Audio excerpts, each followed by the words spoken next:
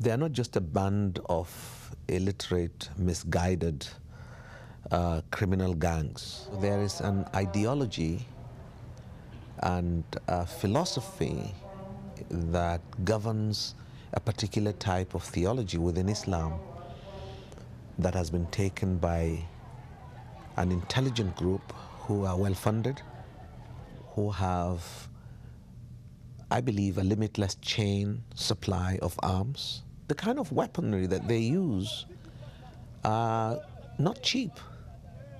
They are not cheap.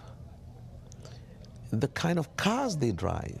A year ago, it was in the news that a shipload, a whole cargo load of ship was laden with weapons, and it was impounded on the shores of Lagos, and it came from Iran. And what about your home state, Plateau State? A lot of weaponry has been used against Christians there. From the 7th of September, 2001, till date, Plateau State has seen deaths to the tune of 20,000. And it would seem the world doesn't even care. There's a lot of noise about Christians and militias taking up arms. It's the most unfortunate noise. But sadly, that is what happens. When governments fail to provide security, people provide their own type of security.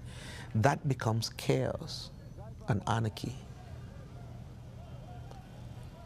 And that's not good for anybody. The church has not retaliated once on the Boko Haram attacks. That is at great cost in our psyche, great pains in our hearts, and great sorrow all around us. I didn't write the scriptures. I believe them. I'll teach the scriptures.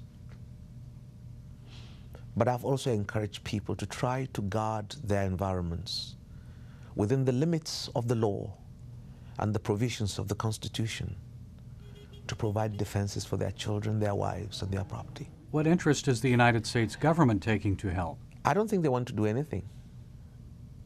They're not interested. They're still saying it's a bunch of criminals, that will pass away. Churches aren't fortified, should they be? I think they should.